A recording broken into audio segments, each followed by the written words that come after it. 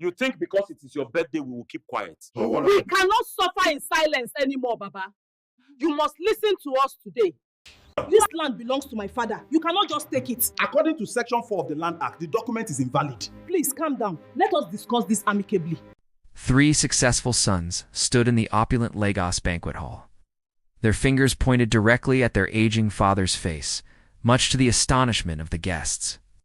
Tund called him a backward man. Funk reproached him for stifling their future. And Chidi coldly declared that the era of old country bumpkins was over. The talking drum suddenly went out of tune, Baba Segan's 70th birthday feast, turning into a courtroom without a defense lawyer. The father trembled, not from old age, but from the pain of seeing his children, who once slept on his back, now see him as a burden.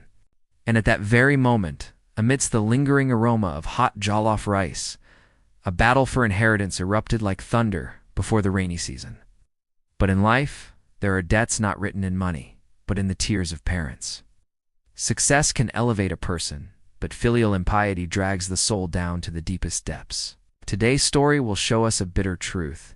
Those who win in society are not necessarily victorious in their families. Hello everyone, I'm standing in the middle of a sunny afternoon in Nigeria, a land of legends, and also a place witnessing sacred family values being torn apart by greed and ingratitude. The story of Baba Segan's family is not only a tragedy in Africa, but also a wake-up call for all of us. Do you possess technology, or does technology and arrogance possess your soul? I am the narrator of Rhythm African Legends.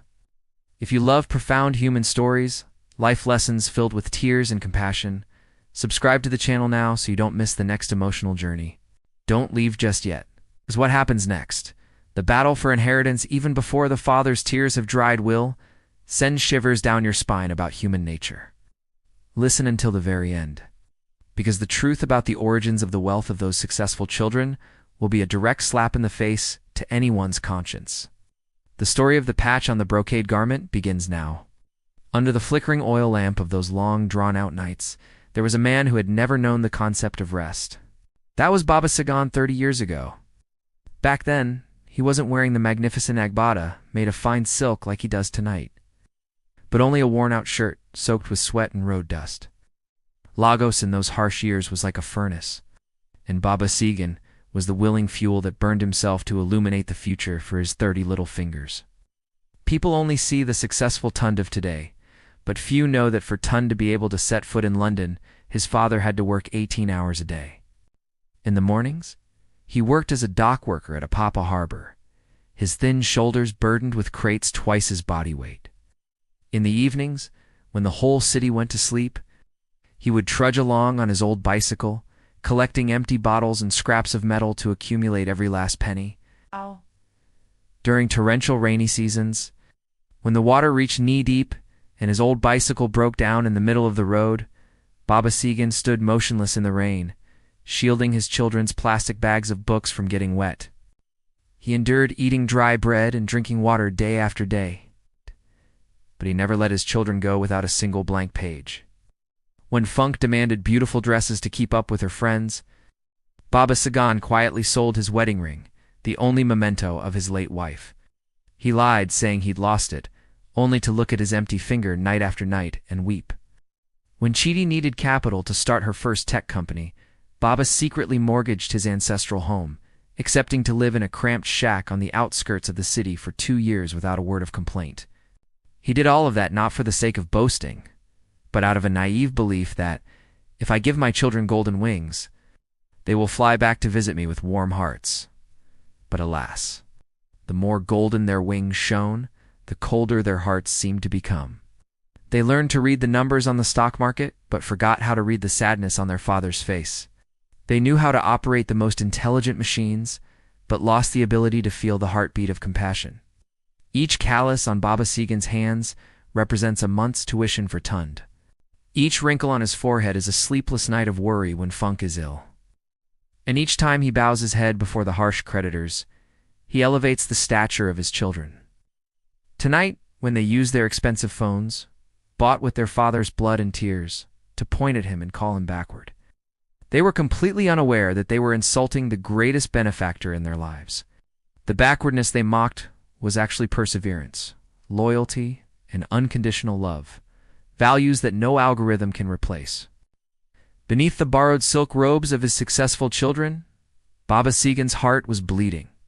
He wasn't hurt by the scolding, was hurt by the realization that he had raised intellectual giants who were spiritual dwarves.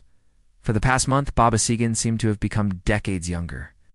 He moved around the house with light steps, his eyes dulled by time, now sparkling with a strange light, the light of anticipation.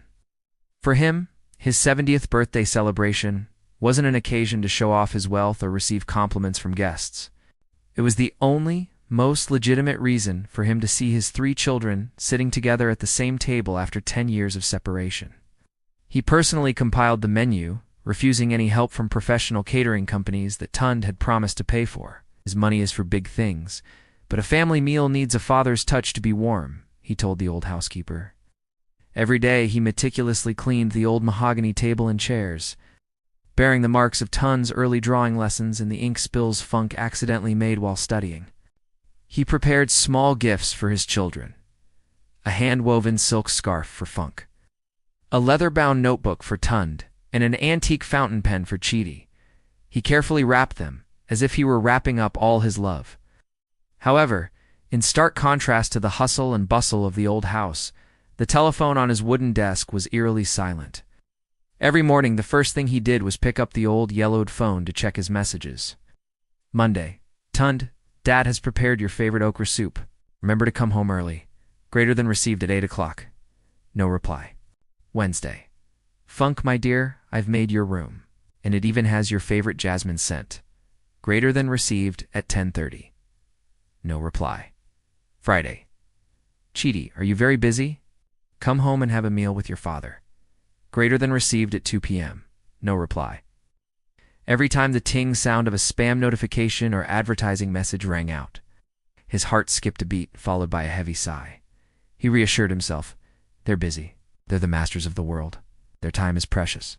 He had no idea that in their air-conditioned offices in London or New York, his children were scrolling through his messages as if they were annoying advertisements. The night before the party, Baba Segan couldn't sleep. He sat on the porch, gazing up at the Lagos night sky. He remembered the old days, when they were little children clinging to him for candy. Back then, they had no phones, no internet. But they had him, and he had the world. They had the world in the palm of their hands, but he seemed to have become superfluous in that world. He took an old faded photograph from his jacket pocket, showing the 4 of them standing in front of their dilapidated house from the past. In the picture, Tund was holding an old bicycle, Funk was smiling brightly in a worn dress, and little Chidi was clutching his rough finger. He stroked the photograph, whispering, tomorrow they'll surely come home. They'll leave everything behind to hug their father one last time, won't they? An old man's hope is fragile, yet powerful. It's the only thread that keeps him connected to reality. But little did he know that the very evening he most eagerly awaited would be the moment that hope would be cruelly crushed. His children would indeed return, but not with filial piety, but with the arrogance of those who believe they have transcended their roots. Sadly, the light in his eyes that night was the last candle before being completely extinguished by a storm of ingratitude. At exactly 8 p.m., the party reached its peak of extravagance. The guests, businessmen, politicians, and Lagos elites were dressed in their most expensive attire. Baba Segan sat at the center of the stage, his intricately carved wooden chair resembling a king, but in reality, he felt like a prisoner awaiting his sentence. Finally, 3 luxury cars pulled up in front of the entrance. Tund, Funk, and Chidi stepped inside. They weren't together. Each was followed by a retinue of attendants, assistants, and bodyguards. Their arrival drew gasps of admiration from the crowd, but for the father, it was the beginning of a nightmare. They walked past him to sit at the head table, their eyes glued to their phone screens, their fingers frantically tapping on virtual keyboards. Not a hug, not a proper birthday greeting. The music suddenly died down. The old butler, trembling, held the microphone. Next, we invite Mr. Baba Segan to say a few words. The old man stood up, his thin hands gripping the edge of the table for balance. He looked down at his children, his voice trembling. Father, I just wanted to say that your presence tonight is the greatest gift. I remember the days when we lived in that old house, when my bicycle was the only way to get you to school. Enough. Tun's voice rang out, cutting him off like a fatal blow. He sprang to his feet, his face flushed red with anger, or perhaps a burst of arrogance. Tund strode onto the stage, a gleaming smartphone in his hand, thrusting it close to his father's face. "Look here, Dad. Look at this dancing stock chart. This is the world of algorithms, artificial intelligence, and the speed of light. And you. Are you going to use those outdated philosophies from the days of bicycles and plows to lecture us millionaires? You're so backward, so old-fashioned, and a burden to the name Segon." The entire auditorium fell silent. The ting-ting sound from Tun's phone rang out repeatedly, like a mockery of her father's pride. Funk stood up immediately afterward, not looking at her father but busy adjusting the camera angle of her phone to livestream. "That's right, Dad." Funk's voice rang out through the microphone. "Do you know how tacky the party decorations are? I had to use the most expensive photo filters just to dare post this on my social media. You cling to this outdated traditional mindset, and it makes me feel ashamed in front of my international friends. Look, your Agbada shirt is at least 2 decades out of style." Chidi, his youngest son, whom he had once doted on the most, threw a stack of files onto the banquet table, knocking over a glass of blood-red wine. He didn't even look his father in the eye, his fingers still rapidly gliding across the tablet screen. "Don't waste our time with more moralistic lectures, Father. I flew back here to sign the land transfer papers for the Western Plot. That's the only way the Segan name will still have value in Lagos. Pick up your pen and sign it. Don't let your old-fashioned slowness ruin my billion-dollar project. Do you know how much money I'm losing every minute I sit here?" Baba Segan stood motionless, surrounded by his children. The blue light from 3 mobile phones illuminated his face, turning his wrinkles into deep furrows of pain. He looked at Tund, then at Funk, and finally at Chidi. In their eyes, he saw not the image of a father, but an obstacle, an outdated version of software that needed to be removed. He reached out to touch Chidi's shoulder, but the boy recoiled slightly, brushing off his coat as if afraid of dirt from the past clinging to his designer suit. "Don't touch me, Dad. You'll ruin the designer's coat." At that moment, Baba Segan's heart completely shattered. His last hope for a warm family meal vanished into thin air. He suddenly realized that the children he once held in his arms had now become empty, digital ghosts. They had all the information of humanity in their pockets, but not a shred of humanity in their hearts. He didn't cry. The pain had transcended the limits of tears. He slowly removed the imitation gold commemorative crown that the butler had just given him, and gently placed it on the table next to the transfer documents. "I understand," he said, his voice so low that only his 3 children could hear him in the eerie silence of the banquet hall. "You have grown beyond my world, but you are smaller than your former selves." He turned his back and walked away without a word of farewell. His thin figure was swallowed up by the opulent silks and the scrutinizing gazes of the guests. He disappeared into the darkness of the deep corridor, leaving behind the dazzling chandeliers and the argument that had begun. Between his 3 children, about who would inherit the land, now that their father was gone. The party continues, but its soul is dead. Only the ghosts of success remain, tearing each other apart on the ruins of morality, under the cold, cruel blue light of the latest smartphones. The father's thin figure disappeared behind the heavy wooden door, and a deathly silence fell over the banquet hall for a moment. But that silence wasn't of regret, but rather the build-up of a storm of greed. As soon as the old man's footsteps faded, Tund was the first to break the silence with a resounding bang on the table. "See? The old man's still as stubborn as ever. But the West Bank land is mine. I'm the eldest son. I've carried the Segon name on my shoulders for so many years in London," Tund roared, snatching the file that Chidi had just thrown at him. Funk refused to be outdone, throwing her live-streaming phone onto the table, her eyes as sharp as razor blades. "Brother, you only care about your own money. It's me who brought fame to this family through the media. Without my posts, who would know about the Segan family? This house and that land must belong to me, to be the headquarters of my fashion brand. Don't even think about touching an inch of it." The argument erupted right in the middle of the banquet table, in front of the guests who hadn't yet left. They looked at the 3 Segan brothers with disgust, but the 3 of them no longer cared about honor or decency. The masks of success and civilization had completely fallen. Revealing their naked selves, driven by a desire to possess Chidi. The youngest, but also the coldest, sneered. He pulled another stack of documents from his briefcase and threw them in Tund's face. You're all ridiculous. Mr. Tund, your London finance company is actually drowning in debt, isn't it? Funk. Your online glamour is just a peeling coat of paint. You're being sued for unpaid designer fees. I've investigated everything. I need this land as collateral to save my tech company. Without the old man's signature tonight, we're all out on the streets. They began to attack each other, not with their hands and feet, but with the most vile words. They dragged out each other's darkest secrets, insulting each other with the very economic and technological terms they used to call their fathers backward. You're a fraud, Funk yelled at Tund. You're a frivolous lunatic, Tund retorted. In the midst of the battle, Chidi suddenly realized something. He looked at the transfer files still lying on the table where the old man had just placed the fake crown. The paper was pristine white without a single ink mark. The old man hadn't signed it. The corruption reached its peak when Tund picked up the fountain pen, his hand trembling with ambition. If the old man doesn't sign, I'll sign instead. Who knows what his signature looks like after 10 years without holding a pen? We'll split it 3 ways, but I have to keep the biggest share. No way. Are you trying to forge my signature? Funk snatched the pen. I'll call a lawyer right now. They wrestled at the banquet table laden with delicious food their father had prepared, food now cold and scattered everywhere, much like their brotherhood. The 7-tiered birthday cake had collapsed, white cream smeared all over Chidi's designer suit, but he didn't care. In their eyes, the old man was no longer their father, but merely a troublesome legal formality that needed to be quickly resolved. They forgot how much their father was suffering in that dark room. They forgot that he had just given them the priceless gifts of memories they had cast aside.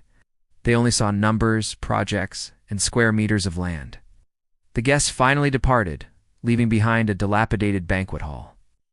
The 3 children still stood there, under the dazzling but cold chandelier, surrounded by a blank sheet of paper and a fake crown.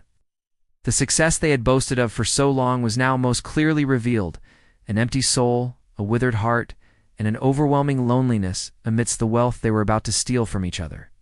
The struggle over the transfer papers abruptly stopped when the old butler emerged from the shadows of the hallway. His wrinkled face no longer held its usual reverence, only a profound disgust. He didn't look at their expensive designer clothes, but at their rotten souls. In his hand was a tablet computer, the weapon tuned. Funk and Chidi used to boast about their modernity. 8. The master knows you girls will never listen to his old-fashioned advice, the butler said, his voice hoarse. So he's learned to use this to send you one last update. He pressed the play button. The screen lit up, revealing Baba Segan's face in his quiet office. The video had been filmed just hours before the party. My dear children, the old man's voice in the video was gentle but resonant, as if from another world. I know you didn't come here tonight because of some outdated 70-year-old man. You came because of the land to the west, right? The 3 brothers were stunned. In the video, the old man smiled faintly, a smile full of compassion, but also immense pain. Tund, do you think I do? I know your London finance company is under investigation and on the verge of bankruptcy? An anonymous investor injected $5 million into it last month to save you. That's the money I earned from selling all my shares in the ports, the money I'd accumulated my whole life. Chidi, your technology project got government approval thanks to old connections. I had to beg from my former teammates. And Funk, your costume debts. I secretly paid them all off last week. Tund collapsed onto the floor strewn with broken glass. Chidi dropped her tablet, her lips trembling, unable to speak. Funk covered her mouth, tears welling up and smudging her elaborate makeup. I'm not old-fashioned, the old man continued in the video. I just chose to slow down to wait for you children. I was planning to sign the land transfer papers tonight to save you one last time. But when I saw you pointing your phones at my face, I realized that if I continued giving you money, I would only be raising soulless monsters. The video suddenly switched to images of money transfer receipts and donation confirmation slips. I've already signed, but not the transfer papers you were expecting. All of the remaining assets of the Segan family, including this mansion, were transferred to a charity fund for poor children in Lagos right before the party began. I want you to understand one thing. Someone who doesn't appreciate their roots never deserves to possess a future. The video ends with Baba Segan smiling. his eyes looking directly into the camera, as if looking into the conscience of each of his children. Farewell to your false success. I hope that from these ashes you will find your true selves again. The screen went black. The banquet hall fell into absolute silence, a silence more terrifying than the earlier screams. The three wealthy, powerful children were now literally penniless. They had fancy phones, but no one to call. They had intelligence, but had lost the wisdom of filial piety. Outside, it began to rain in Lagos. The sound of raindrops on the old tin roof was like the weeping of a father leaving this house forever. They looked at each other, then at the fake crown on the table, the only thing left from the birthday celebration. It looked pathetic, just like the way they had treated their father. Their sentence wasn't poverty, but regret that would haunt them for the rest of their lives. They won the technological race, but lost completely in life as human beings. Final message. The Segan family's story concludes, but it opens a question for all of us. Do not let the blue light from phone screens blind your hearts. Technology connects us to the world, but don't let it sever the most sacred bond, the bond of family. I am the narrator from Nigeria. Thank you for listening to this melancholic love song. Do we not forget to subscribe to the Rhythm African Legends channel to join me in contemplating more life lessons? Goodbye, and see you again.